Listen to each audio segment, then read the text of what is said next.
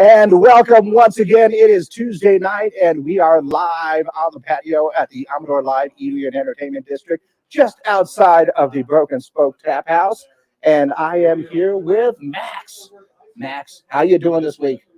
Are you ready for some potatoes? You know, I really like some potatoes, but I see you got a bit of shrimp there. I'm working on my Irish accent. Are you It's working? not working too good.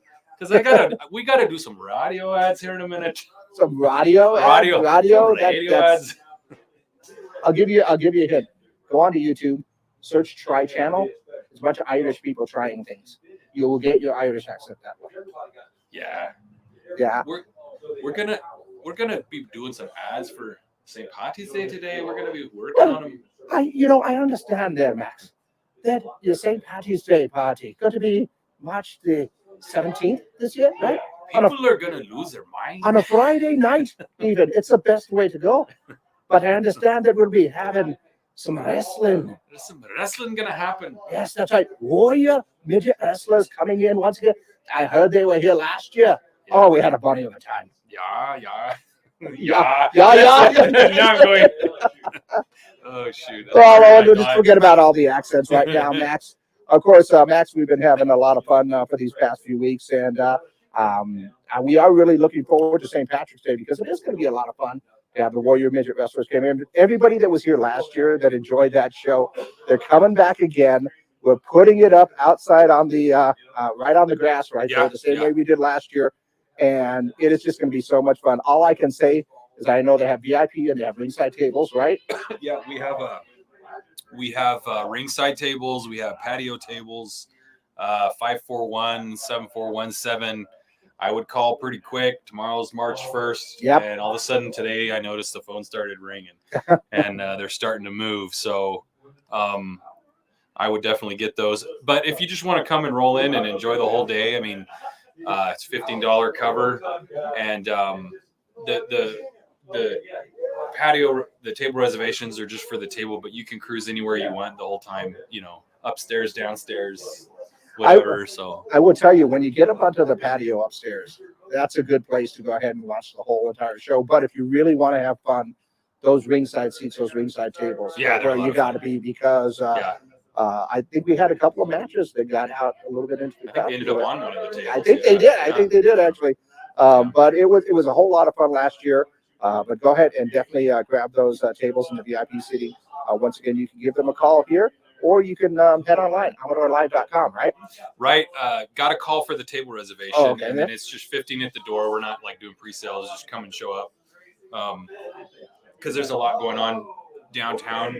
On St. Patty's Day, so that way people can just roll over when they're ready. But there's gonna be a lot of potatoes. I will tell you this. I was just explaining to Max what they call a potato in the wrestling business. So I have a good idea that there'll be a fair share of potatoes being thrown around. In the ring. Hopefully they'll stay in or around the ring. In or around the ring. Nobody wants a potato right outside. Yeah. But so that's going to happen there. And what else we got going on these days over at the Amador? We have Alfresco is back. Ooh. So that's coming back. We just started marketing it about a week ago. Again, 541-7417 call. First one out of the box is March. What is that Thursday? I think it's the 9th or the 7th. I think I got it up here. Yeah, give me a calendar there. Give me the website up here. So if you go down to the events, coming events, we'll scroll over here. I think it's the next one. There it is, right there, March 9th. March 9th. There we go. Yeah, Robert Ojinaga Band, quartet. Nice. Italian food. The chefs have been really working hard on it. And for those of y'all that don't remember, we did this during the pandemic, and basically it's a kind of a paired music and food deal. Oh wow! And it's super. It's not like a wine dinner. It's very casual, but we have live music. We have the food. The chefs come out, go through the dishes.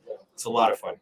Yeah, and the 9th is coming up here next Thursday. Yeah, so it's a week from this Thursday. That's okay. Correct. Do they have to call for reservations? I would, yeah. Yeah, okay. Yeah, it's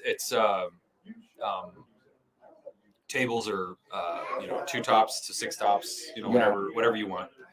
Yeah, And, get some friends together, come out, yeah, enjoy just some come on music, out. and We have specialty drinks that are paired with it. All Oh, kinds of nice. stuff. Melissa's been doing a lot of work on that. And then we have a pretty cool little wine list we put together with it. So that'll be the first one, and then we'll be doing one a month, at least till June. So this month is Italian. Or sorry, next month, March. And then April will be New Orleans. Oh, nice. Yeah, it's New gonna be Orleans. fun. Are we gonna bring back some of that gumbo and jambalaya, maybe? Yes, of course. That's good stuff. And that's the Vibes Band. That one's gonna be a lot of fun too. Yeah.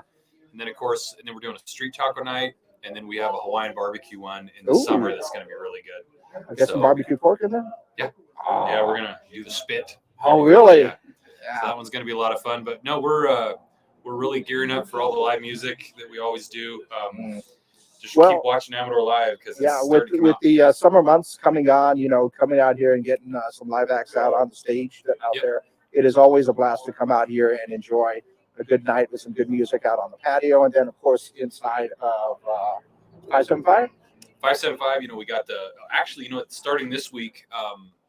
In 575, DJ Mike G is going to be starting to do a residency here on Friday nights. Oh, wow. Nice. And it's called Throwback Fridays. So he's there going to you be go. doing classic rock, classic R&B, classic hip-hop, all the stuff we grew up on. He's going to be doing that every Friday night in 575. So if it's a little too rambunctious for you upstairs at Jack's on Fridays, we got a cool little spot we're working on.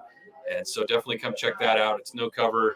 Just coming out and see Mike and he knows how to spin them. So it'll be that sounds like it's going to be a whole lot of fun. Yeah. Now, another thing, of course, we've got going on is all the great food that you've got here in the kitchen. And you've got a little something right here that you want to share with everybody. This is starting tomorrow. Okay. So this is going to be a special for the month of March. Yes. This is one of our March features. And so this is Chipotle shrimp over rice with sauteed jalapenos, and it also has the option of coming with a big stuffed baked potato. So it's lots of food. Yeah, we didn't bring it out here tonight. We just wanted to show off the rice and shrimp. That looks good. So it's kind of hard to show off a potato. I think everybody's seen a potato. That's true. Everybody's seen a potato, but this shrimp looks delicious. So this go is ahead for you. And we'll set it up right there. I'm gonna take a little bit of a. Yeah, you got a little bit of lemon, get a little bit of rice with that. I'm just gonna get this shrimp right here. Some candied jalapenos. Kind of a zing to it, lighter. It's really got a good flavor. Oh, there it is. There's that zing. Yeah, it's in the background.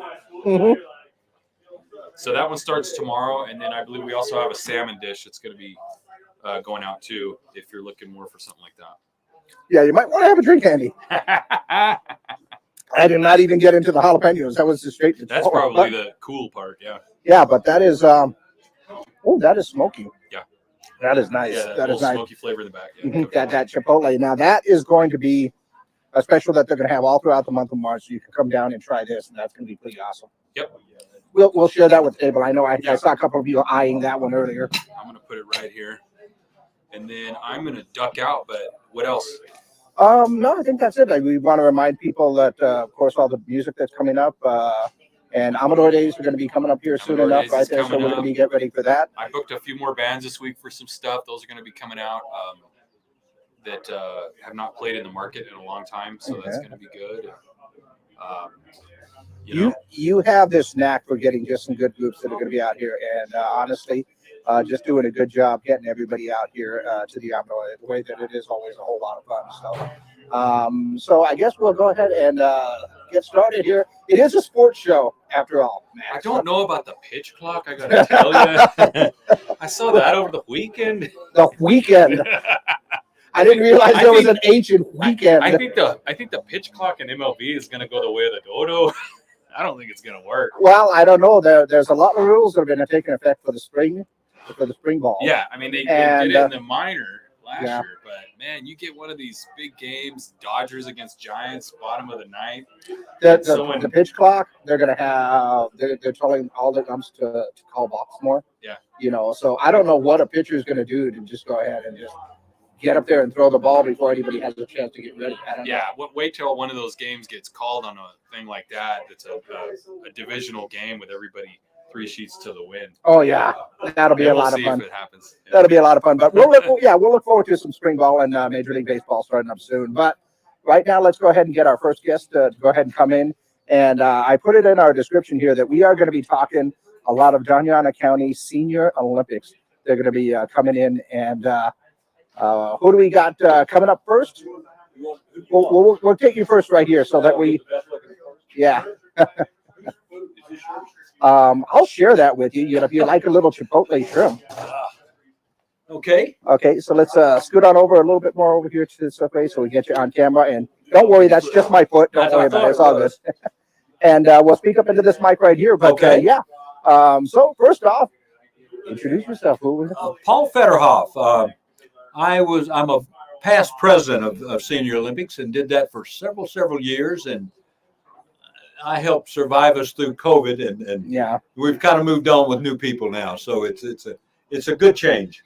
Well, it's a good change, but it's something that I know that you guys are working on getting back with each other. Exactly. We'll go ahead and put this over here a little Don't have bit. any questions? I wonder if Bob might be interested in some chipotle shrimp with some jalapenos. I know Bob. He's got that stomach of steel. So, and we will be talking to Mr. Sherman a little bit later on today, this evening. But right now, of course, we want to talk about the Dona County Senior Olympics. You guys got a lot of games coming up here, and they're coming up here fairly quickly. We sure do. The 17th of March starts us, and then we go through like the end of April.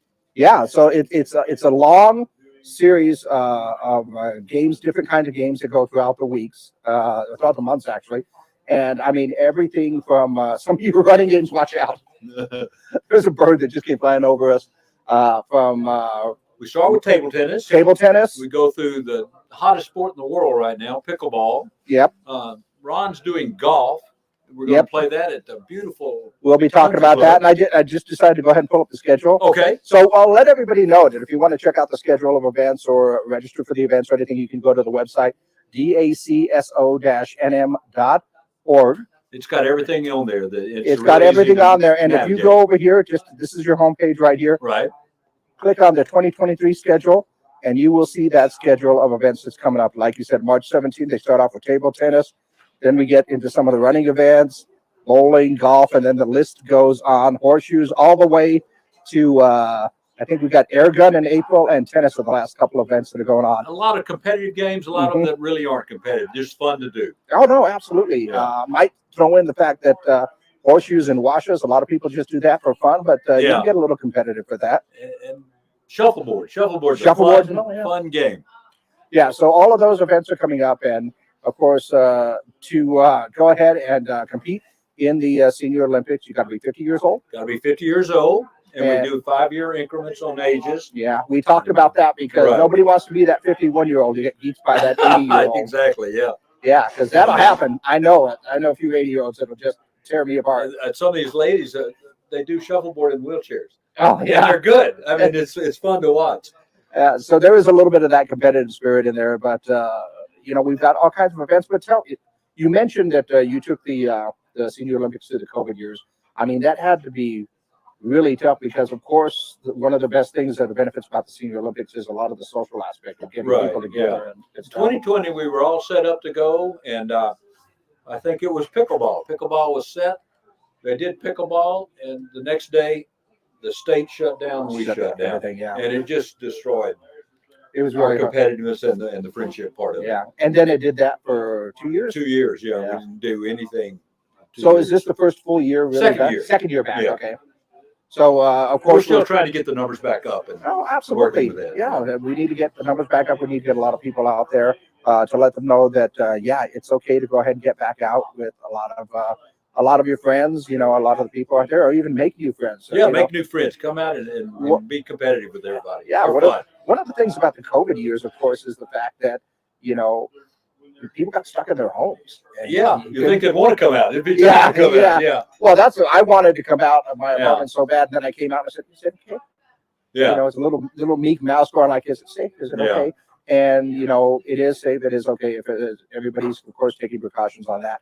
But it is one thing to get everybody out. And like I said, we need to get those numbers back up. So if you are 50 years old or older, you qualify. Go ahead and take a look at that list of events we showed you at the website. 50 You on can find up. some- Just come on out and join us and have fun with it. Okay. He's going to talk about golf, which is going to be exciting this year, we hope, and the shooting games. Absolutely. So it Does should be not great. surprise me that Bob Sherman would be part of the The shooting. shooting games. Yeah. And I get stuck with all the running events. Yeah, I was gonna 5K, say, yeah, 10K, Yeah, and you're all gonna the track events. be, yeah. So you're gonna be doing the running and the tracking. Right. So what are the events that are involved with that? Oh, gosh. 50, Okay. 100, 200, 400, 800, 1,500 meter runs. Mm-hmm. There's walking events.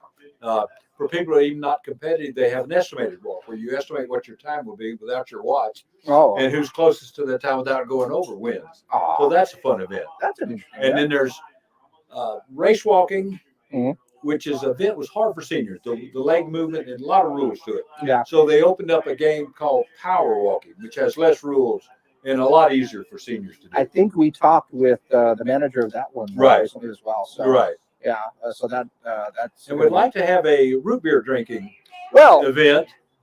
now that you mentioned that, if they did have a root beer drinking event, This I guy would qualify, win. and I'm training. Yeah, I'm any training right now. age. I'm training Yeah. right now. I love his story about root beer. His fascination with all different kinds of root beer. I thought that was great. Oh well, it's actually this is how it happened. A friend of mine who also enjoys root beer, I decided to buy him a gift of the root beer of the month club. Okay. And so they also had it where you can buy like a case of root beers, and each one would be a little bit different. So for Christmas, I got him the case and said, "You remember the root beer of the month? Starting next month for 1 year, we're going to get a 6-pack." Now the thing about that is that's a 6-pack every month. Every month, yeah. And so he just happened to be my roommate. So I guess we would have to share. So we went through that, and surprisingly, we never got any repeats of even. There must be 32 hundreds of different There's kinds. hundreds, regional stuff, Yeah. different stuff, overseas stuff. We Yeah. had some Australian. We had, I think we had a UK one that came in. I can't try and remember which one that was.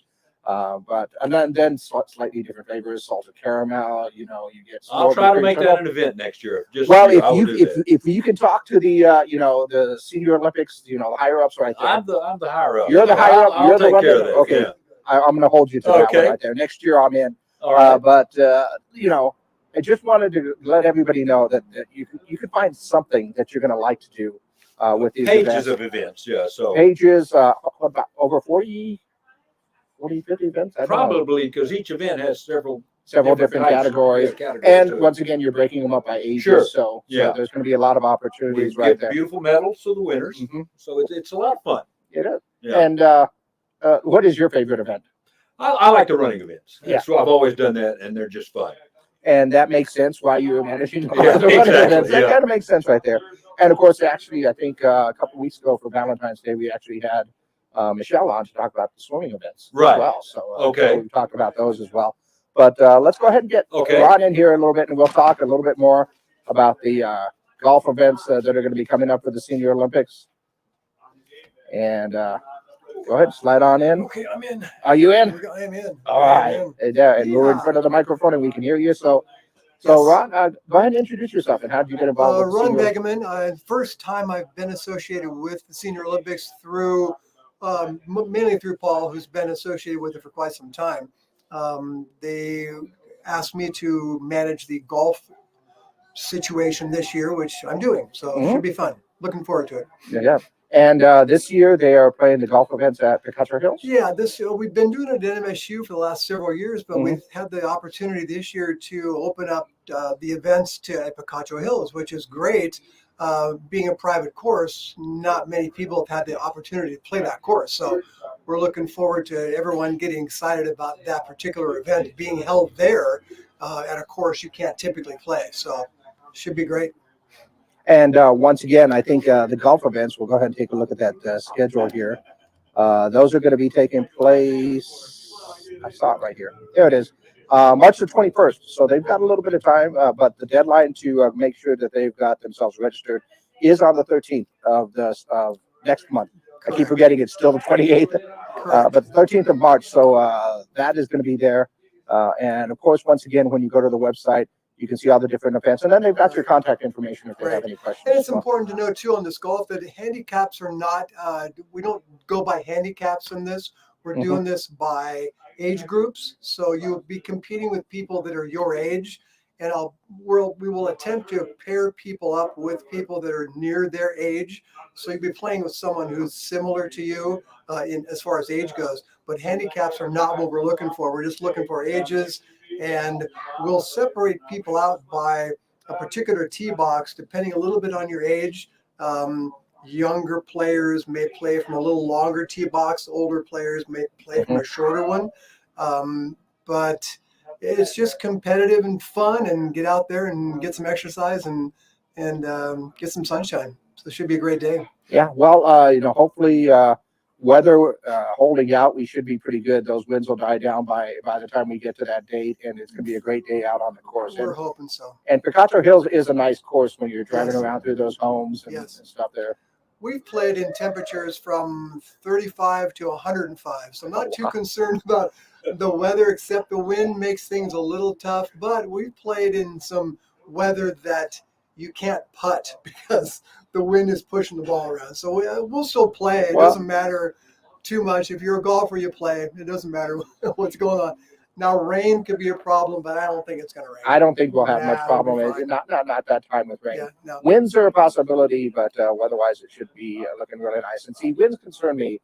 Last time I tried hitting a golf ball, it was going straight to the right anyway.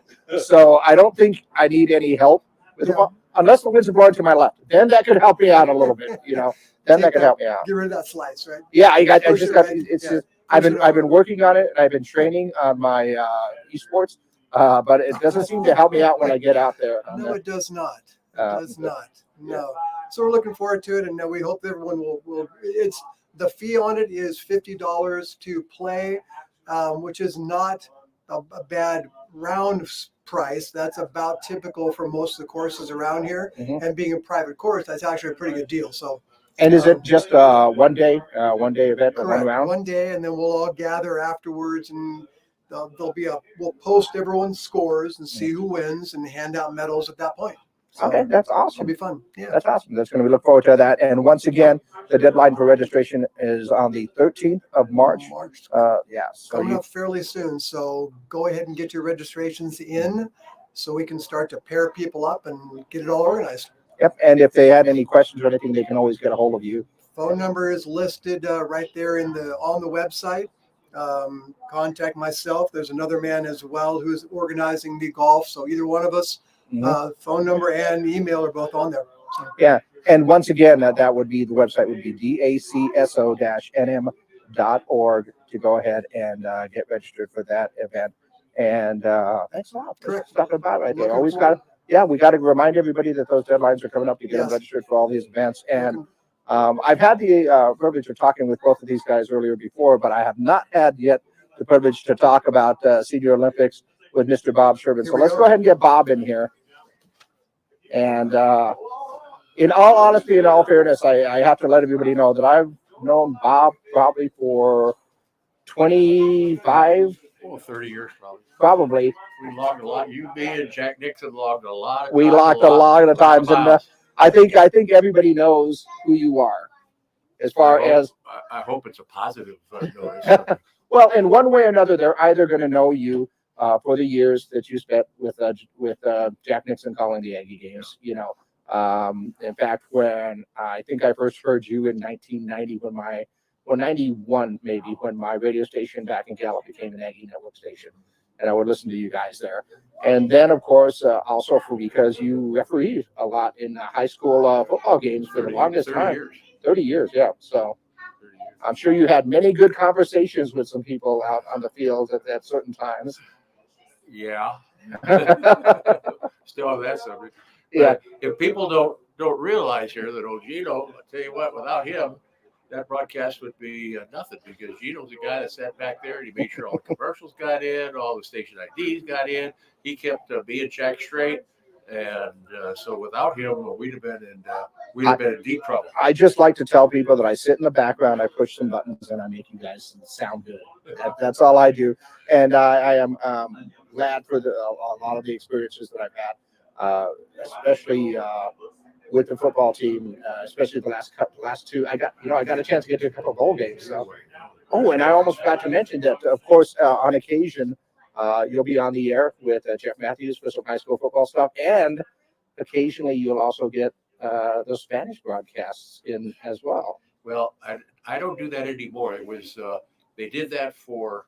Yeah, I did 24 years in English, Mhm. and then I did 5 years in Spanish. They just kind of ran out of people. They had some, and they thought, oh, they could do it, and then they didn't do it, and thought they could do it, and then they couldn't do it. And my Spanish was pretty good, and so I got with Martin, and boy, I tell you what, we went over ESPN, Deportes.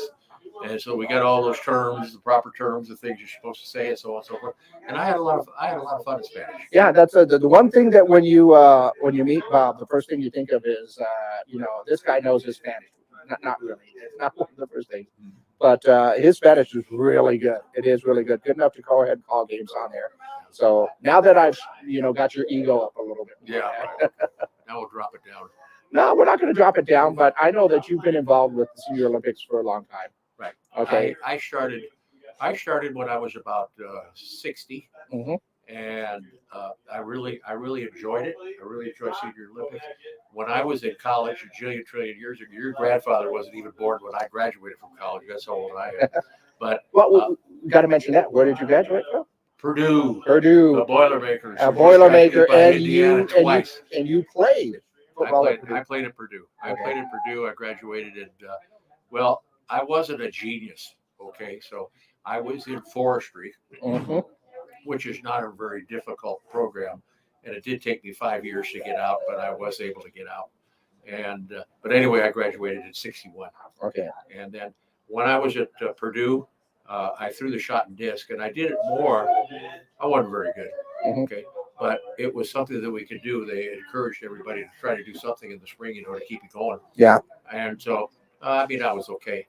And then when I got into Senior Olympics, I thought, well, hey, an opportunity. So I threw the shot and the disc. I tried to throw the javelin. I couldn't throw it from here across the where those tables are because I don't know. It just went. Well, the people sitting at those tables feel much better about that. Forget it. So that's where I started. I started then, and I threw the shot and disc, and I tried to throw the javelin. It didn't work, but I had a lot of fun. Yeah. I had a lot of fun seeing And that's the whole thing with the Senior Olympics. Like I said, the social aspect of getting out, meeting new people, and meeting other people like that is always something that's good. Yeah. So right now, I know you're managing the shooting events. Okay, I've got. There's a couple of shooting events, and so we need to get them separated a little bit. Okay. There's air gun. All right, and air gun is very, very popular. There's another gentleman that's in charge of air gun. Okay. What I'm in charge of is trap and skeet. Trap and skeet. Now, maybe everybody is not familiar with that, and I don't want to go into a big deal, but you shoot clay pigeons, right? And it's a lot of fun. I do a lot of hunting. I like to go dove and quail hunting and turkey hunting and stuff like that. So it was just kind of natural to shoot trap and skeet. Yeah. And I'm not very good at it, but it's a lot of fun. Yeah. And we get a lot of people from the Messilla Valey Shotgun Sports. Oh, really? So we're a little bit different.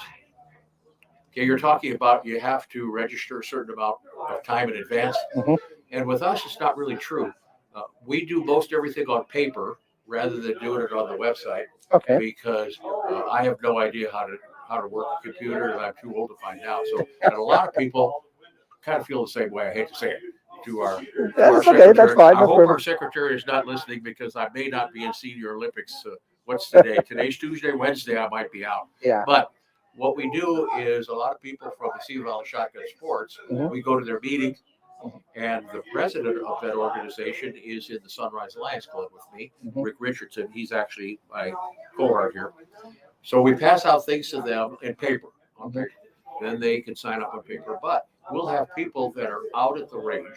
It's Butterfield Range. It's a very, very nice range. It's on a Saturday. So there'll be some older guy out there shooting. We'll say, hey, buddy, come over here. You want to shoot in Senior? What's that? We'll sign up right here. You got $32. You got a check for $32? Yeah, we'll sign up right here and you're in. So we tend to sign up a lot of people at the event itself. So we're a little bit different there. So anybody that's listening, if they are interested, they can just come out on the day of the event. It's on the 8th, and we'll sign you up. Bring your checkbook, and we'll sign you up. And what shooting events are they doing? You said skeet and trap? Yeah, I think most people, okay, everybody listening to this that knows shooting events knows what I'm talking about. Okay? Yeah. But basically, trap goes away from you. Mhm. All right. And so, and there's different distances and so on, but they go not just directly away, but maybe 30-degree angle. But everything goes away from you. On skeet, a lot of the things cross. Yeah. So some people are very good at skeet, some people are very good at trap, some people are very good at both. Mhm. And they're actually very good events for hunters. Yeah. People who like to hunt dove, who like to hunt quail. I would guess that most of the competitors in trap and skeet are hunters. Our hunters, to be yeah. honest with you. Yeah. So it's a lot of fun. Yeah. And once again, I'm not too surprised because you've been involved in shooting for quite some time. And, Yeah. Yeah. Well, I like to just shoot for fun. Yeah. But so it's a lot of fun to do. Yeah. So, but once again, like we want to make sure that we get everybody out there. So if you do enjoy those shooting events, or maybe, because I know we get a lot of people that retire here, a lot of people that move in. Maybe they were doing some shooting somewhere else. This is a great opportunity once again to go ahead and get out, meet some new people, and take part in some of these events. And like you said, a lot of it is just doing it for fun and just having a good time getting that done. And what's amazing too is that it's kind of interesting. Okay, if you're 90 years old Mhm. and you're going to throw the shot put, well, you're lucky if you get past your toe. Okay. Yeah. Now, there are 90-year-old people that can shoot. Oh yeah. I mean, it doesn't. Age is not a big prerequisite, I guess the word is, because there's some people that are 90 years old. There's a guy out there 92 years old. He shoots twice as good as I do. Mhm. It's a matter of maintaining your eye-hand coordination. A lot of people have been shooting forever. Mhm. And it's a great opportunity to go out, meet some new people, get a nice old fancy medal, probably. No problem. Because when he's 92, he'll be the only one in that age group, so he's a guaranteed winner. But that's not the point. Winning really isn't the point. It's just it's kind of a sport where you compete against yourself. Yeah. So I look at it and say, well, if the last time out of 25 birds, and if I hit 12 or 15, well, by gosh, this time I'm going to hit 60. Yeah. This is so much I'm competing against you. I'm competing against what I did the last time. Mhm. So it's very interesting. And once again, for coming out of these pandemic and COVID years where a lot of people were stuck inside, a lot of that stuff would be frustrating because the last thing you want to do is just be stuck inside someone. You want to go ahead and get out. I'm sure that by the time all that stuff was over, you wanted to get out and just get some things done and just do stuff. That's exactly. It didn't matter what it was, just go ahead and get out and do stuff. Because I was kind of the same way, just to want to go ahead and get out. But right now is a great opportunity that if you have maybe competed in the past, or maybe you've been thinking about it, or possibly just you're a little bit wary about getting out there because of these pandemic years. Right now is a great opportunity to go ahead and get out and experience this. Like we said, or like Bob said, it's just about having fun. Sure, it's a little bit of a competition, and competition is nice. It's always nice to win. I'm not going to lie right there. Yeah. Sure. Yeah. Just ask the Aggies. It's always nice to win. Always nice to win. Yeah. Yeah. Well, yeah. I know you had those years, but it is one of those things where the social aspect, getting out, meeting new people, and or if some seniors that would really like to take part in a lot of these games. Once again, if you go to the website dacso-nm.org, they're going to have a list of the events right there. There's probably something that your dad or your grandfather does just for fun, and they're pretty good at it. I know a lot of my grandparents and my uncles love to throw themselves some horseshoes, and some of them real good. I mean, they could take me any day.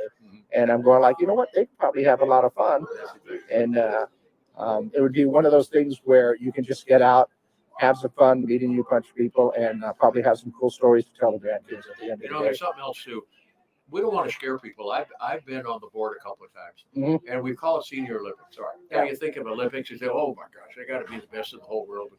We thought for a long time to change it to Senior Games. Okay. All right, just to change a word, so that people didn't think that they had to be a super expert in this sport because of the word Olympics. And we tried that, and then we decided to go back to Olympics. But basically, Senior Games would be better. It's a lot of fun. Yeah. And some of our best recruiting tools are tell your buddy. Yeah. Just tell your buddy. You got a guy that whatever he does, I don't care what he does. If he does it for fun, well, hey, come on out. What the heck? What's the difference? Come on out. Doesn't cost very much money. Come on out and do it. Yeah, absolutely. It's one of those things where, like you said, it doesn't cost a lot of money. No. You get to meet a few people. if you're a competitive person, you've got that sense of competition in there anyway. And like I said, it is in general just really good to go ahead and get out instead of just kind of doing the same old thing every day. I know that there's probably a lot of people that look forward to these games every year. Well, I do. Now, I'm also the event coordinator of the field events. Oh yeah. All right. Now, the field events, okay, shot, disc, it's a throwing event, shot, disc, and javelin. Mm-hmm. And then we have a running broad run, standing broad jump, and a high jump. Okay. So, but you don't have to be great. Just come out and do it. Just come out and have a good time. You know what I mean? Uh-huh. And a lot of them say, "Oh man, I'm too old. I can't even pick up a shot." Well, pick the darn thing up and throw it as far as you can, and have a good time. Yeah. Well, I was just thinking that I made that joke earlier about I don't want to be that 51-year-old that gets beat by the 80-year-old. But if I were to sign up for a high jump with my athletic physique that I have, Mr. Sherman, I'm pretty sure that 80-year-old would probably beat me. We have it out at Centennial High School, and they have the bars. They have little holes in them. Where you put the bar. Mm-hmm. I'm not too sure, Gino, if the holes go low enough. They're low enough for me to We get may up. have to drill a couple of more holes, maybe at about 7 or 8 inches. And then we might be okay. Then they might be okay for me. I might be able to clear that one. I don't know. I've got a nice king size bed that sometimes I'm just like, You probably hop into that bed pretty good, don't you? Well, at the end of the day, it's more like falling into it and then having to scoop my feet back up on there because I didn't quite get up there. I was almost tempted. I had a little stair step for my dog to go ahead and climb up when she got older in there. And I was looking at it going like, am I going to have to use that to get into this bed sometime? Because my knees aren't what they used to be, Bob. That's for sure. Yeah, we're all not the same. Yeah. But I appreciate you doing this, Chino. I know it's you've got a lot of things going on over there. Oh yeah, And always busy, always doing things. But I'm glad to help out. And like I said, the Senior Olympics, talking with all the people because I've talked to at least half a dozen or more of the managers for all the different events, and everybody is really excited about their events. Everybody has their events that they look forward to, and usually those are the ones that are managing. And it just surprises me the variety of different events that are out there for the Senior Olympics. Like I said, the shooting, some of the just casual sports like horseshoes or washas or something else like that are in there. Then some of the ones that get really competitive, like the swimming events or the running events and some other stuff like that. So there's a little bit of something for everybody. I mean, we didn't even get into stuff like shuffleboard or table tennis or any of those other ones. So there's just so many different events and a variety of different things that our seniors can get into. And like I said, it was a little disconcerting when I started talking to everybody and found out, oh my goodness, I qualify for the Olympics, and I could probably take part in a few of those events. And I would be lying if I didn't say I took a look at that list right there, going like, okay, what could I possibly get away with? But we'll see. We'll see how that goes if that happens right there. Once again, my physique is not necessarily set for certain events. Well, that's the way it goes. Okay? And I'm not saying that everybody out there is body beautiful either. Okay. No, So, I will tell you this: if I get my hands on a bowling ball, I could be pretty deadly. now son of a gun. Bowling went out a bit over here. We had a bowling. Yeah. Went out a bit. And then we wanted to go out there to the White Sands. And It just got complicated. Yeah, I was gonna say, I know that I saw bowling on there, Yeah. and go ahead and pull that up. Mhm. So where are they holding those I ones believe at? it's going to be at White That's Sands. gonna be Wismar. Yeah, White it's White Sands Sands. Michelin. But you see, back in the old days, it was here. Mhm. And they had the bowling leagues and all that stuff. Well, now you go way the heck out there, and bowling just isn't what it used to be. Okay. Yeah. And then we used to have a pool, billiards and pool and things Mhm. like that. And things just Same kind of thing. went down. Yeah. Well, things change, times change, and I'm sure that over the years there have been lots of events that have left and a lot of new ones that have come in. I mean, we heard them say if they get that root beer league in, I'm in. We'll just call it the root beer league. We don't know what sport it's going to be, but over the years, I'm sure that the Senior Olympics has changed, morphed, and gotten to adapt. I mean, a few years ago, nobody would have heard of pickleball, but now it's like one of the biggest things ever. You know what? I'm not too sure, Gino, that won't someday be an Olympic sport. You see it on ESPN. I mean, it's getting more popular all the time. Yeah. And the thing that's great about pickleball is, I used to play racquetball. My wife and I played racquetball. We played doubles, and we were actually pretty darn good. We kicked the heck. I was going to say HELL, but I got to say HECK. Pick the heck out of a lot. It's the internet, Bob. You can go for it. Oh, okay. We kicked the hell out of a lot of NMSU students. Yeah. Okay. And we were pretty darn good. Well, you know what's happened now is we don't have it anymore. Mm-hmm. And a lot of people have gravitated more to pickleball. Now, pickleball isn't as hard on you physically. Yeah. Because racquetball can be pretty tough on your knees and everything else. So pickleball now is people that have got a reasonable amount of eye-hand coordination. Mhm. They can excel and they can do very well in pickleball. So I think that's what's so nice about pickleball. You don't have to be a great athlete. With some eye-hand coordination and a little bit of practice, you can be pretty darn good. And it is the number one. It's the number one sport right now. Yeah, in fact, I was thinking of when are the pickleball events coming up? Those are coming up March 27th and 28th. Mm-hmm. Yeah. Yeah, that's going to be at Mearshite because I know they have the pickleball courts out there. Yeah. And so, if you're into pickleball, you've got until March 19th to go ahead and get registered. But yeah, those are the March 27th to 28th of these events. So yeah, there's a lot of different things. Like I said, that list right there has so many different sports.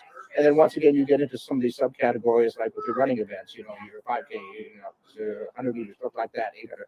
So you get a lot of those different breakdowns in some of those events. So like I said, you are bound to find something that, if anything, maybe you're not competitive, but you have a lot of fun and you enjoy doing it. Hey, just get out there to go ahead and meet some new people and get all that stuff done. Anybody could. I mean, I don't want to say anybody, but you could throw washes, you could throw frisbees, and you can do stuff like that. Yeah, absolutely. Anybody could do that. Yeah, there's a lot of things. Yeah, so get out there. Events. Yeah, exactly. There's more competitive events, and then there's just fun events. And then most of the competitive events, people do it for fun. Now, there are some very serious people that want to go to the nationals. Mm-hmm. Now, that's a little different story. They're going to train and they're going to work and they're going to compete. There's a national event once every 2 years. Yeah, and then I believe that we have. I just was talking to Ed Carnathan a little bit earlier today. He stopped by to say hi, and he was on last week. And he says the state events are going to be held here in Las Cruces. Yes. And they really like it here. I tell you what, they really like it here. I used to run the state event in racquetball when I played, Mm-hmm. and also when it was a big event. And they really, Senior Olympics loves it here because everything is all at the same spot. Yeah. And you have it up in Albuquerque, for example, and you had to run all the way across town to do this and all the way across town. And then you had to go all the way across town. And everything is all right here. Right here. So it makes it a lot easier, a lot more convenient for everybody. But so I don't understand that they're going to have those events coming back a little bit later on this year because for the state. And so, this is just a great way to get out, have fun. And who knows? Maybe you can make it to state. Maybe you can make it to the nationals. You don't know until you get there, right? You got to try. You got to try it. You don't know how it's going to go until you play the game, right? You don't know how that game's going to end until you get there. That's what kept all my hope for the Aggies alive for so many years, Bob. I tried so hard. Yeah, but we made it. I was just going to ask you this last year. If at the beginning of that season, if somebody would have told you, hey, we're going to get a new coach in. Hey, you know what? It's going to be his first year. We lost a few players, all this other stuff. But we're going to get a winning season. We're going to get a winning season, and we're going to make it to a bowl game and win. What would you have said at the beginning of that season? I think the odds would have been about 1,000 to 1 on that. Yeah, that one right there. Yeah. And but we did it, and it was awesome. And one of the coolest things I saw, I haven't had a chance to talk about this, but I saw this, that apparently Coach Kill, who is a great guy, he fits in with this area so much. He told his players that if they won the bowl game, he would get a tattoo on there. And, most people that say that, maybe they'll get a small tattoo, on the shoulder. That thing, if you've seen some of the pictures, if you go over to the Senioirs, I have a story on that. But you see some of the pictures, that thing is a good portion of his arm. Now, I have a tattoo up here right there. My brother's a tattoo artist, so he did that. But that thing is huge. And, to the day he dies, he's going to have Aggies, the Aggie cross guns and everything. Yeah, the whole thing. He's stuck here. I don't see him going to the Lobos. I don't see him going to UTEP with the Aggies cross guns on his shoulder right there, which was honestly pretty amazing for Coach Kill, and he is a great guy. But like I said, if you'd have said that was going to happen at the beginning of the season, I mean, I thought we had a good shot at winning 4 or 5 games. Yeah, and I have a feeling we had a couple of them get away from us early in the season that I think we should have won. So in all honesty, we probably could have had 7 or 8. We finally, for example, I went to the UTEP game, And well, you were there. You I was were there, yeah. the game. And you know, UTEP in the second half was 0. Yeah. I mean, they couldn't do anything. Yeah. They had like, I don't know, 80 yards total. And but I think the point is that early we didn't know that we could be that good. Yeah. And if we could have come back 4, 5, 6 games after that and played UTEP, if we'd have just gone to some place in Anthony, some field in Anthony, and just played just a general game against UTEP, we'd have beat them. There's a couple of teams earlier that we would have beat. I really believe it, but we didn't realize that we had the ability to be that good. If we had the team that went to that bowl game, if we had that team from the beginning of the season, it would be something. And you know what? It makes me look forward to this next season that's coming up with Aggie football. And you know, I mean, I know right now there's some troubles and there's some issues going on campus, and you know, we can't say anything much about that because there's not really much to say until they get all the investigations and all this other stuff done and over with.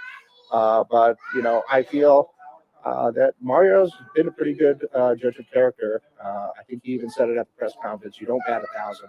And out of the 14 or so hires that he's had, if you got one bad apple, that's not too bad. And I think that, as always, we're going to bounce back. We've had some issues before in the past, and we'll come back from those. So I have a good faith in the Aggies and NMSU, and it's going to be a really good thing. So that's I really believe, you know, and I've met several members of his staff, and I, as much as I've seen the Aggies, I've been around a long, long time. Mhm. If he and his staff can't do it, I'm not too sure it can be done. I mean, I hate to say it that sincerely, but I think everything is in place. And all the contacts that he has. I mean, he has friend. Harbaugh's his friend. Everybody, everybody. And so, therefore, we got Selden, you know. Yeah. Well, hey, Harbaugh said, you know what? This guy's really good. He's not quite good enough for us. You want him? Heck yeah, we'll take him. Yeah. So, and then he turns out to be great. He's back next year. I just wanted to say. Yeah. So he had every single piece is in place, and now we're going to get some upgrades.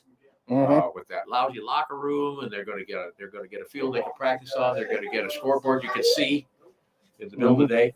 So if he can't do it, I don't think it can be done. So, yeah. Well, like I said, I have a lot of faith. I've been an Aggie faithful for as many years as I've been here in Las Cruces, which is over 20. Well, it's been a while now. I keep thinking about that every time. Time flies by fast, Bob. But you know, it's finally nice to see it coming around, and you know, every year I get a new hat, got a nice collection of hats because every year I get a new one up there. And in fact, I've lost a few that I got to try and see they're hiding out somewhere. But I'm looking for. Yeah, I noticed that one right there. I noticed that one. You know what got me this? Jack Nixon had this done for me, and I really enjoyed this hat. Yeah, and it's camouflage. Yeah, so it's perfect. You know? I barely noticed it on you. No, I'm just. Oh, because you couldn't hardly see it. You couldn't hardly see it. Yeah. Oh, yeah. Right. Well, thanks a lot for dropping by, Bob. Like I said, I thanks look a lot, forward. Gino. No problem. I look forward Thanks to for your help. Yeah, no problem. Well, hopefully we'll get a lot of people out for the Senior Olympics, and we'll get everybody in there, Okay. and we'll see you out there as well. Thanks a lot. Have a nice rest of the evening. Okay, and speaking of NMSU, we're going to have somebody to talk a little esports. You play a few video games there, Bob? Actually, I don't. I didn't think so. Well, let's go ahead and let's go ahead and get them in there right there. Thanks a lot for stopping by. We'll see you later. Later, Bob. And go ahead and come on in. Go ahead. Where do you want to say? Right here. Both at the same time, or? Are we going to get you both on? Yeah, probably. Here, Okay, I'll here. scoot over. We'll do this. Go ahead and come on in. Little space as possible. Get in there. All right. Here, we'll go ahead and let's get you this one right here. I think you're a little bit farther away from the right. Awesome. All right. Let's go ahead and give a quick check on that. Scoot over. Check 1, 2. Okay, there we go. Yeah, we are good right there. So, I told Bob that we would be talking NMSU, and of course we have Tony here, a former coworker that left us because he was mean. No, I'm just kidding. But let's scoot over a little bit more. See if we can get Sure, you in yeah, here. let me. I'm just gonna. Just you Yeah. share this. We can chair. get a little bit You can closer. Share I this don't- chair with me, Ryan. I don't mind. Here, I'll just move over a little bit here, Tony. You can go ahead and get in there a little more, and we'll get everybody in. Oh, okay. I'm gonna move my leg over here because that's a little uncomfortable. There Okay, you go. All right. there we go. Made it work. Okay, now let's all smile for a picture. All right, good. Go ahead and introduce everybody here. Who we got out there on the end? Sure. So I'm Ryan May. I'm the esports liaison for New Mexico State University. Okay. So my first question, I think I've got 4 years of eligibility left. Gotcha. What are my shots? No. Great shots. Okay, yeah. Well, I don't know. I'm more for first person shooter, and I know you guys don't do those ones. Well, we do. You do? So New Mexico State does. We offer Call of Duty, Valorant, Overwatch. List goes Overwatch on. 2? Overwatch 2. All right. That's right.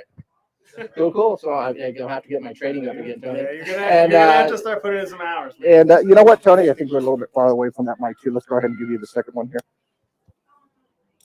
And Tony, you are the coach at.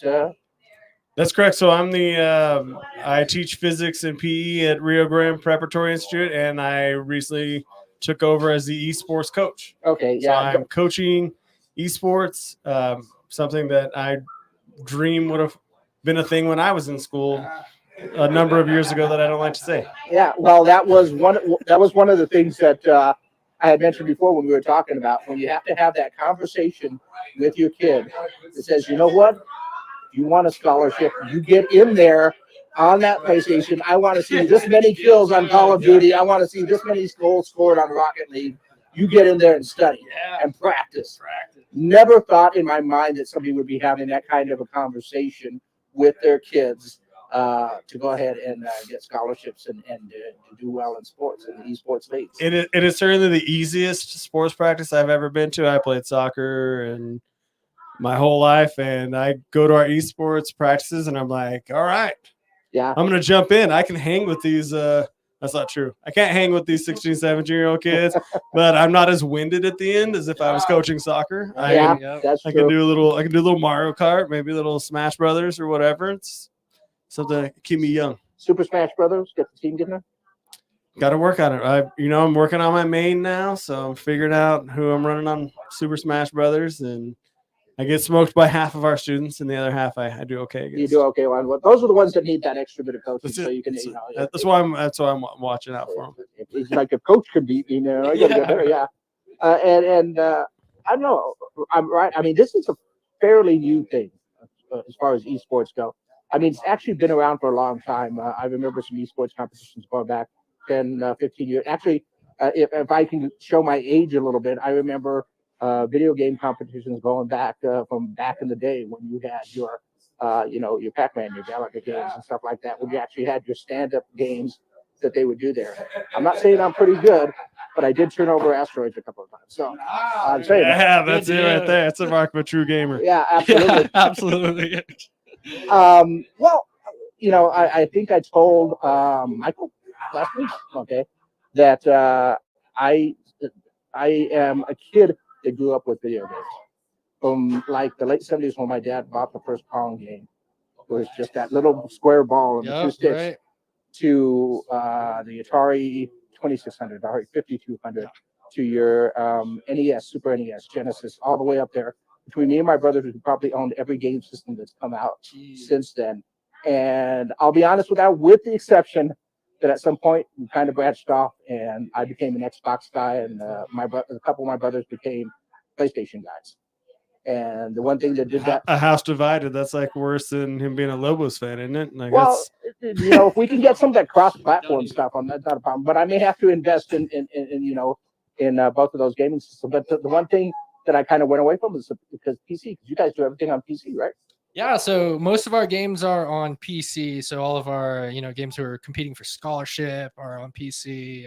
We even have some titles on Xbox, PS5, and Switch. So Switch, Smash Bros is on there. Mario Kart. We're doing that for the high schools. We could talk about that event, in a little bit. But we offer all of the consoles and the PCs. So it's any gaming system that you're comfortable with. That's what my little brother keeps trying to get me onto a Switch so I can get on there. And it's just one of those things that I grew up with. And to see what it's doing right now for the kids is pretty awesome. In fact, I just saw there was an article. I might even pull it up on my computer that just came out that said that playing video games, that parents should encourage the kids to play the video games and to finish them and to complete them on their own, because that sense of accomplishment when you go through the game, even if it's too hard. So a lot of kids will get on a game and go, and it's too hard. I know you've done that every once in a while, Tony. I'm gonna make fun of him. Sure, Not totally recently. fine. Not recently. I mean, But there have been times when you get frustrated on some games. I know I've been stuck for a few days on one particular level, going like, how am I going to get past this? But it is one of those things where they want to encourage their kids to finish these games and complete them, because that sense of accomplishment and not giving up is something that they should encourage, and using video games to go ahead and do that. So I thought it was a very interesting article. Yeah, there are a plethora of benefits. And the one thing I was talking to Tony about earlier is one of the, basically my manager over at ICT, my boss over there. She was talking to me one day and she said, you know what, Ryan? My kiddo said this the other day while he was playing Halo. And he came up to me and said, Mom, I want to learn how to read so I can read the subtitles on Halo and play my video game. And that kind of encompasses exactly what esports is doing. Is it's an opportunity to get students engaged in learning. And now they want to learn and read books and use video games as learning opportunities as well, like Minecraft to teach very complex concepts, and using Roblox and Fortnite Builder to explain like economy and stuff like that. And it's crazy how much gaming is doing nowadays, and how our schools at LCPS are implementing gaming into their curriculum. And the future of gaming is very bright as an academic aspect. And I mean, I'm not quite as many years along as you are, but I'm in the same era where I was playing NES and Atari and Super NES, and back before there were save points, and you died on the level limit. Look, brother, you got to start over. But I'm a father of an 8-year-old son, and he comes to me all the time and he says, hey, can you get me past this part in this game? I'm like, it's not any fun if I'm the one who finishes it. Exactly. And so it's teaching that sense of accomplishment. And then another thing, talking about lessons we could teach, Ryan and I were talking about this off the air, and we were saying that I had my team compete in a Mario Kart, and it's a 4-person team in Mario Kart. And we competed against a team in Santa Rosa. And after the second game, they go, Coach, these guys are playing as a team. Like, they're doing stuff together. Like, they're watching what each other are doing, and they're competing as a game. And you think of Mario Kart, it's a racing game. You want to win, but it's a team event. And so we were talking about FPSs, first-person shooters. We were talking about Mario Kart and all these things, and understanding, like, hey, that communication thing that we lost a little bit during COVID, being able to talk to your teammate, being able to tell them what you're doing, where you're going. We lost a little bit of that during COVID. We're seeing in education. And so having students be able to compete with each other and on a team with other schools is a huge part. It's teaching that teamwork. It's teaching that accomplishment. It's teaching, I had my students, we finished that match against Santa Rosa, and all of my students turn to me and go, Coach, we got to practice more, man. And I was like, yes, we do got to practice more. That is right. You need to get in here and learn. You got to get in here and learn these tracks. You got to get in here and work. And that kind of instilled in them, like, we have to work to do this well. We were talking beforehand too. If you think that team strategy is good in Mario Kart, wait till you get to League of Legends. Well, you've got to have your characters. You've got to have your people up front. You've got to have your people in your back. Please do not let your healer get up in front.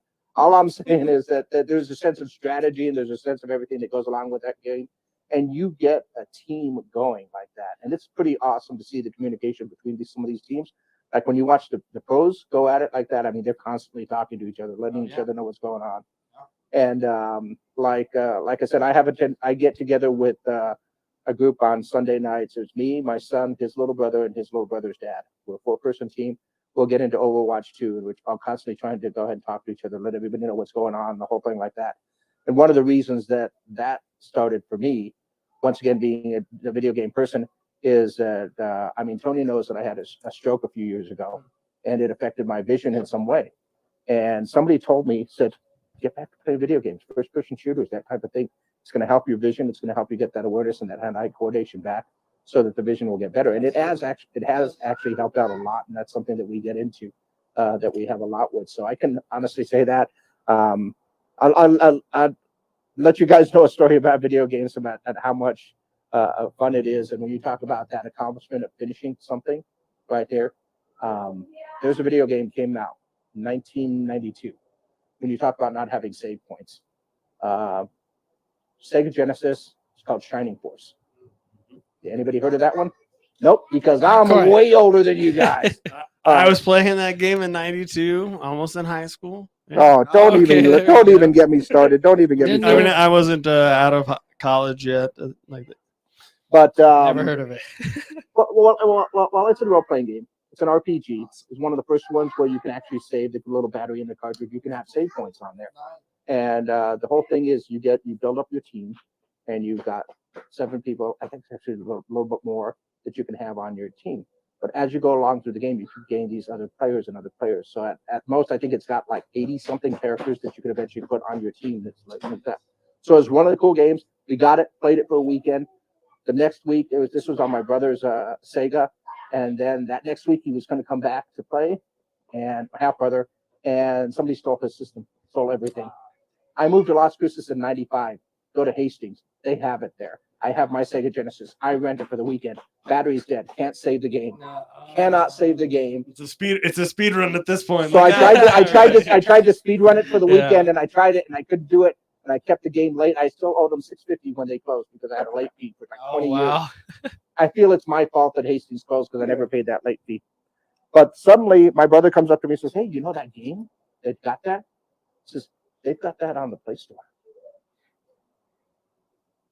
oh, There nice! it You got is. to download it here. Wow. on I've the got it phone. on my phone. What I a found deal. it on a Sonic's Greatest Hit. You can hear that Sega. Okay. That's nice. That takes you back a little bit. And I got it for my Xbox. Oh, And then, see, these are the games right here. yeah, okay. That's the one right there. And they came out with Okay. 2 other ones. Whoa. I got it on my Xbox, 2:00 in the morning, like 2006. I finished that game.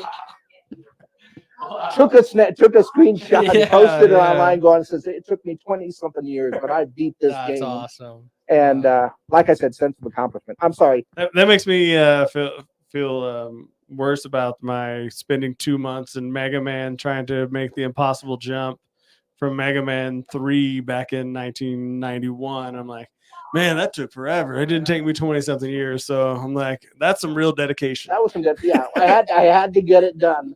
Now the only other thing that's beating me is the Diablo for Sega Genesis because my cartridge died. My cartridge died just as I got to the final monster there, and man, I figure I'll get to that someday too. I played that on PC, I think, back in the day. Diablo, not the Sega one. No, it was one of my son and I used to play it all the time. It's one of those things that we used to play all the time. But now that I'm done telling my personal stories about esports and everything else here, trying to work my way onto the NMSU team. You guys got a big event coming up this weekend. Yeah, 100%. We do. So this Saturday and Sunday, we're going to be hosting the 2nd annual NM State Esports Invitational. And what this is an event to showcase esports in New Mexico and kind of show, parents, spectators, anyone in the community. It's open to the community. It's completely free, by the way, to show them that esports, this is what it is, and this is what it can be.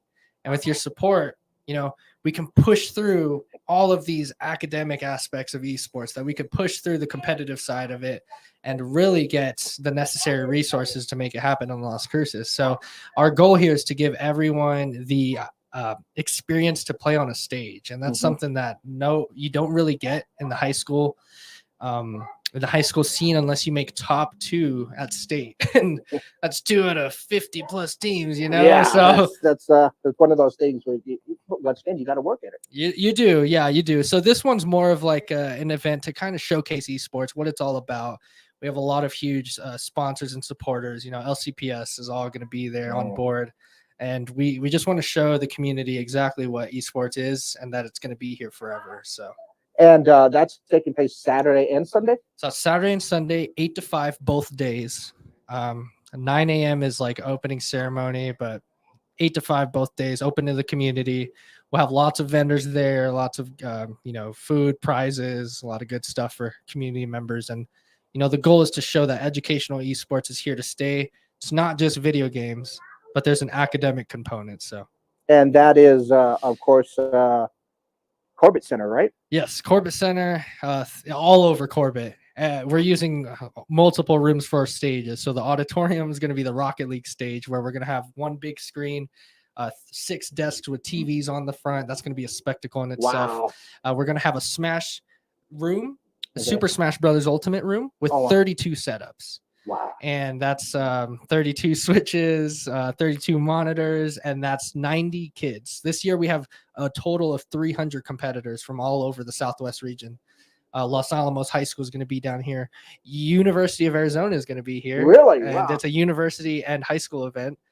We invited schools from all over the United States. So it's going to be a super fun event.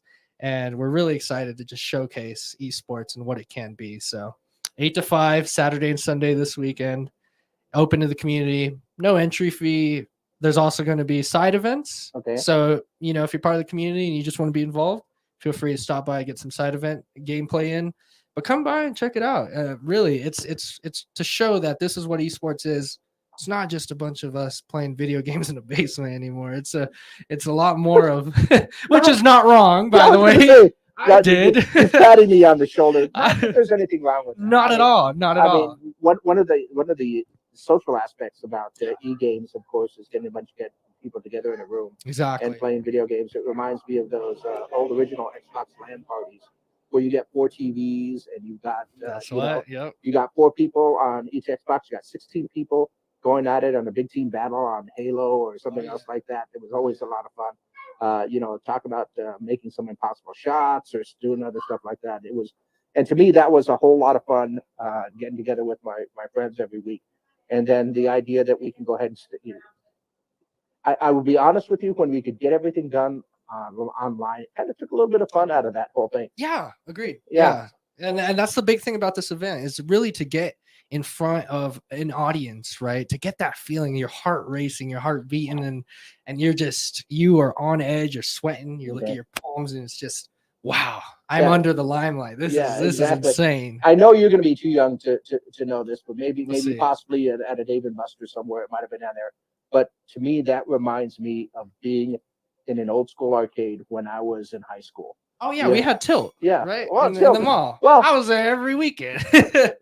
Where you're that one guy playing on the video game, and On then that crowd is behind you going like, oh yeah, do this. Right. And you would get that crowd like, I that to me reminds me of that. Oh yeah. Because I told you before, Asteroids was my game, Galaga was my game. Galaga, That love one, it. I love that one, and I would always have a blast with those. I've actually got a small little Galaga dust game every once in a while I'll pull out just for fun. But that is kind of like the feeling that if you get that with these competitions, oh yeah, then that's just going to fuel all these kids going like, yeah, I want to get that whole thing going. My dream growing up, I don't know if you remember the movie The Wizard. I do. Where unfortunately I do. It's Rain Man for small children because it's like Fred Savage taking his brother who's good at video games to play Super Mario Brothers, I think, in a competition, and there's a huge screen and they're playing on the like NES Advantage controller, and I was like, man, wish that was a real thing. And then I watch these things on TV, and I'll be out on Saturday to check out the event. Our team is still new, so I'm going to be bringing them out just to kind of show them. And I think another cool aspect about this is just a lot of people are like, oh yeah, I play video games and whatever, I'm online, I don't see any faces. But you go out here and you see these other gamers that you're playing with or against, and you meet them and you go, hey, we're not that different. Maybe we got beat by this team, but yeah, I actually met this guy. We hung out one time, or whatever. And then another story I heard from one of the other coaches was he brought his Rocket League team, and he had a pretty stellar Rocket League team that was going out there showing some of the college teams a little bit of what for, like, hey, look, I'm ready to move up. So it's kind of fun if you have like really good players who are like, oh, this isn't even challenging, and we're bringing them and being like, okay, this is the next step. Mm-hmm. And then it's fun if you have, like, I have a lot of fairly new players, and be like, look, they're not all these pro players. Some of them are also, they're just you, right? They're starting off. They've been playing for a few years. They don't have 3,000 hours logged in all these games. They're not spending as much time on it, but they're still out here competing and they're having fun. So having that aspect is cool. And then for me, the reason that I started esports at this school is because we're a very small school. We have 150 total students. Wow. Versus like Cruces High has 1,500 or 1,600. So we don't have football. Yeah. We don't have basketball. We don't have baseball. We don't have any of those other sports. And I think having something like this at your school where it kind of builds that community within your school, where you have something to kind of rally behind. You have a team that's competing, and we're showing other schools in the state. We're showing other schools when we play in the fall. We're showing other schools like in Arizona and Texas and stuff like that. Like, hey, this is what we're made of. We're showing them something and kind of give students something to be proud of and look and go, hey, RGPI won that thing. Rio Grande Prep, we went in and we did this thing, or we competed with the big boys. So I think having that at the school and being able to showcase it at this event and stuff like that is going to be great. This year we're spectating. We're still new, but I just kind of want to bring them out and show them and get that heart racing, seeing other people playing and seeing like, oh my, this is something that's huge. Well, man, you get 15 people on your team. That's 10% of your school. Yeah. But I had 10 sign up. I was stoked. that That's is a big awesome. deal. That's That a is huge awesome. deal. That's a good percentage. And here's the thing, though. You get your team going, and there's going to be a lot of other schools out there. You're going to get competitions, and maybe one day they're going to go, "Hey, watch out! RGP is here. You got to watch out for them." And that's what you want. You want to put that fear. Yeah, and we're a school of choice. I mean, we're an alternative school, but we're still a school of choice. So any student in town that isn't liking their high school situation or whatever, and they need to I don't want any transfer. recruiting issues I'm here. not recruiting. Not recruiting. I don't want But any I'm of those saying, issues right there. maybe we draw a different crowd too. We draw some more people out to see kind of what we have to offer and be a part of our community that we're building over there. That's one aspect I could touch on easily is just the courageousness behind it. That's one of our values, right? In New Mexico State Esports is let's be courageous, let's be the underdogs, and we're a club. New Mexico State Esports is a club. We don't have varsity funding. We don't get the funding for these state-of-the-art facilities and all that. Yet our Call of Duty team is top 8 in the nation right now with 500 total teams. So we are competing against the best of the very best. Our Rocket League team was divisional champions last year with over 200 schools in that league. We love that aspect of being courageous, and we like to show that New Mexico State Esports is you can be the underdog, and you don't need an even playing field. You just need a controller. You need a PC that runs the game, some good internet, and anyone in the nation could be top dogs. And that's what we're seeing right now is a lot of the schools who are winning these tournaments are the ones who've never been ever heard of, community colleges, early college academies, institutions that have, college institutions with hundreds of students, not thousands.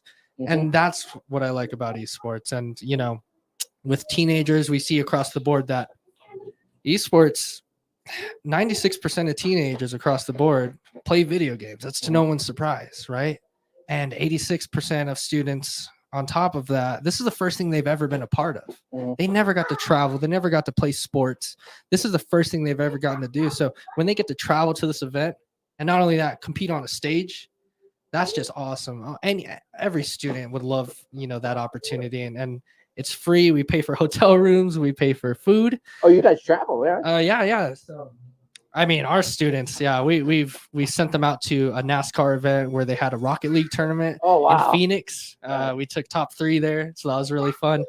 We sent a team out to Dallas a while back. We were looking at a Call of Duty tournament in Oregon.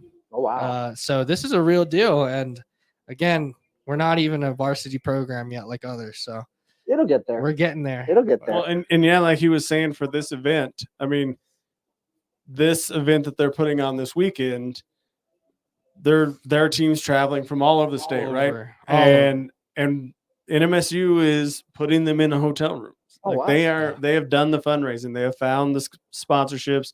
So if you're a team in Pie Town or Santa Rosa or Pecos, New Mexico, and you're like, man, we just love playing Rocket League, and we've never been able to do this. We weren't football stars, or our team only plays 6-man or whatever, and I didn't make the team, but I'm really good at Rocket League.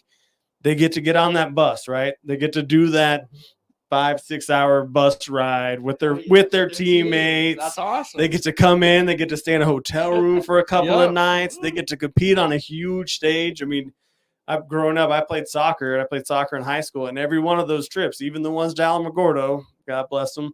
I'm from Carlsbad, sorry. Yeah, right. Even riding to Artesia, I'm from Carlsbad. But every single one, you bonded with your teammates. You had some sort of games that you were playing. You're doing something. The ones you got to stay overnight, we went to Albuquerque. You're like, this is the big leagues, man. You felt like you were something special. And I think that he's absolutely right. Like having students be able to do something like this, and NMSU being gracious enough and finding the sponsorship, finding the money, and finding a way to put these students up in hotels that's not coming out of budgets, because same as he's talking about, I mean, we are an NMAA esports team, but we're not getting the money the football team's getting, right? We're not getting 100%. The money the baseball team's getting. We're getting some, and our superintendent has been very receptive to this, which is amazing to me. I'm glad you brought up football, because a little quick tidbit here. There are 90 football programs in New Mexico right now.